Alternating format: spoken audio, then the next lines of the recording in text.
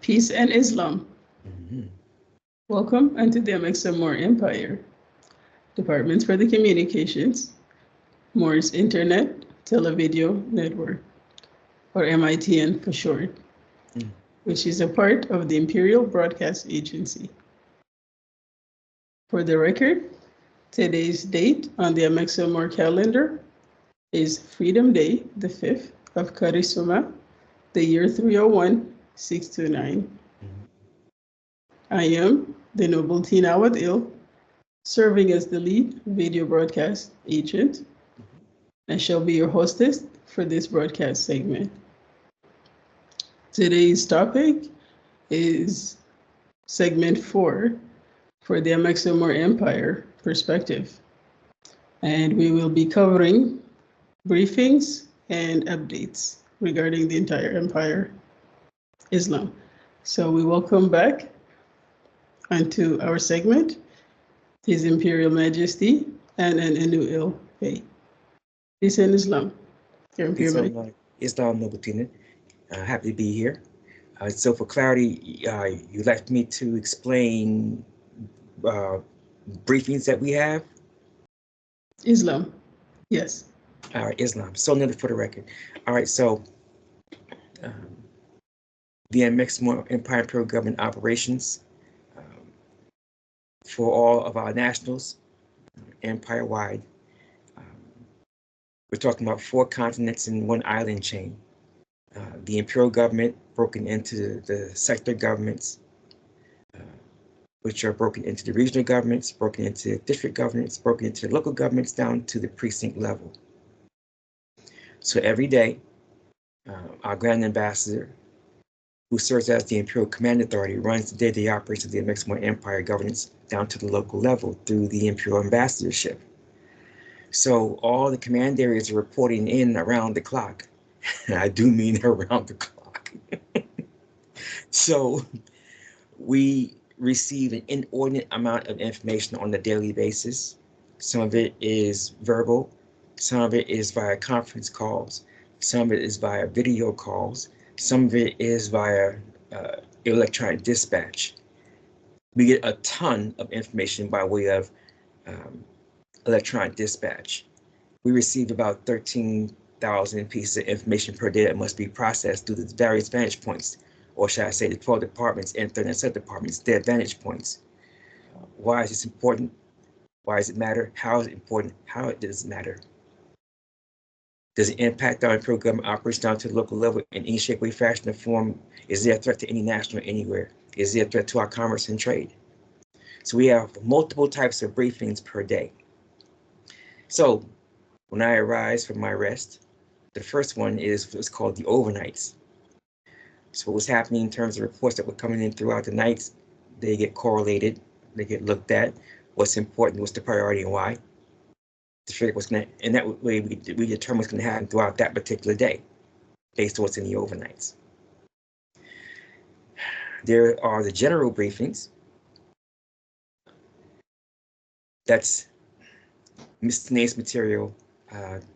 It can cover everything from new technologies that we have seen. It can cover trends regarding agriculture, mining, rail, shipping. It can cover anything in general. It can cover things tied back to uniforms that we need to be acquiring for those that provide safety at the instruction centers, uniforms worn by those who prepare food at instruction centers and things of this nature. General in nature, that's literally what it's for. Mm-hmm. There are 2 of those briefings per day, as a rule. There can be more. There are going to be commerce and trade briefings.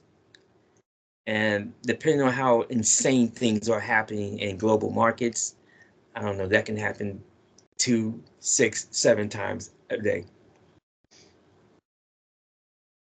They're actually ongoing, virtually never stop. So I can't really say that the commerce and trade briefings really and truly end. And then, of course, there are the security briefings for imperial security purposes. Imperial security is essential because the Amexem-Moor-Empire, we are peaceful unto all and hostile unto none. We are officially neutral unto all parties on the planet. We don't take sides.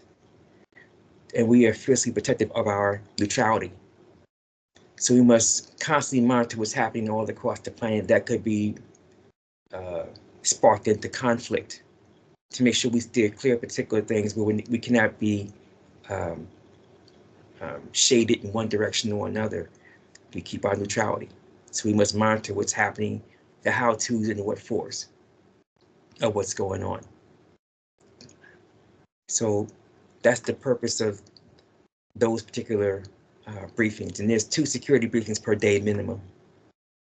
Technically, it's supposed to be 7 briefings on average per Earth day. However, it never is. In fact, I've been engaged in discussions and video calls and conference calls that you were part of, you may recall, where literally speaking in the middle of the night, I'm getting reports from the other side of the ocean. The thing is, I don't mind. It's part of what I agreed to do when I took this station as constitutional mark for the Amexem-Moor-Empire. However, it's hard to get any rest around here because literally speaking, y'all do know it's an 8-hour time difference or a 7-hour time difference or a 5-hour or 4-hour time difference. You know that while you're just waking up, I'm looking to go to rest. However, sometimes they really do need guidance on particular things, and they will make contact to ask, how is this to be done, and things of this nature. Or there may be a situation where they have to make certain things known for emergency. Again, this is not a complaint. The machinations of being a constitutional monarch is,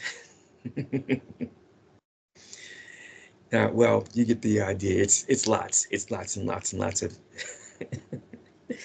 it's a lot.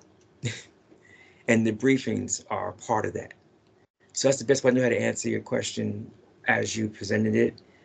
Do you have anything else want me to cover? Any follow-on question what I've explained to you thus far? No, Tina? Islam. That shall suffice for the briefings. However, I do have another question, and that is, do you have any updates within the Amexem-Empire, empire-wide? For this strong, that should suffice.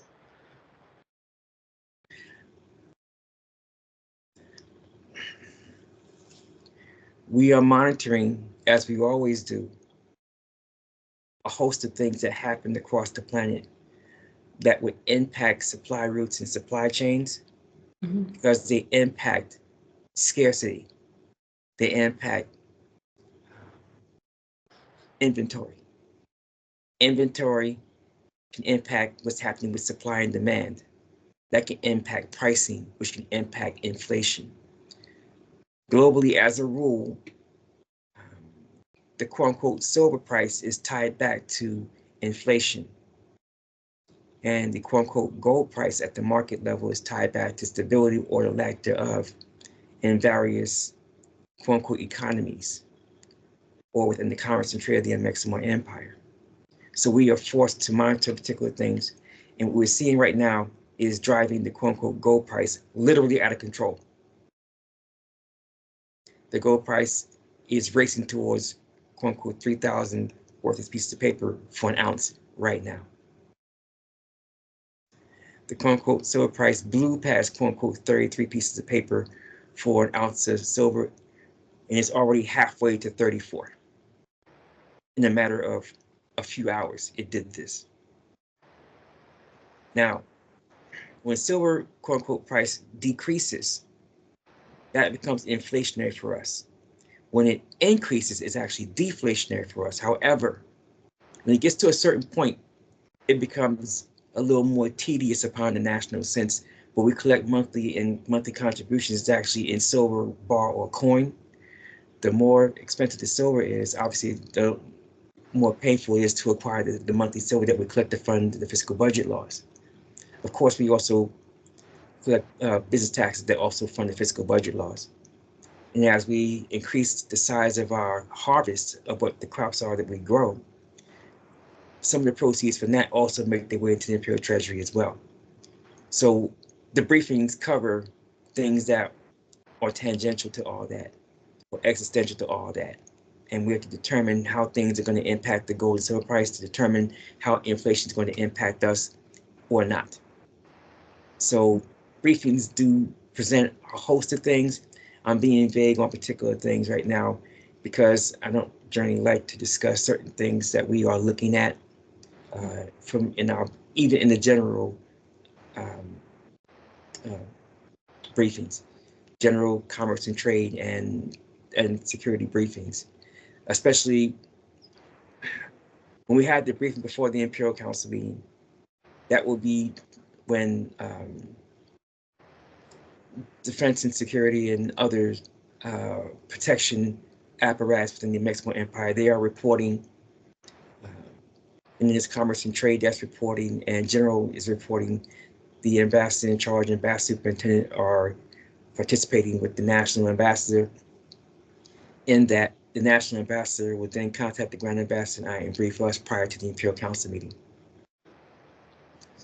That's the purpose of the briefings. And again, some of the things that we're looking at, I was purposely vague. I prefer it that way at this time.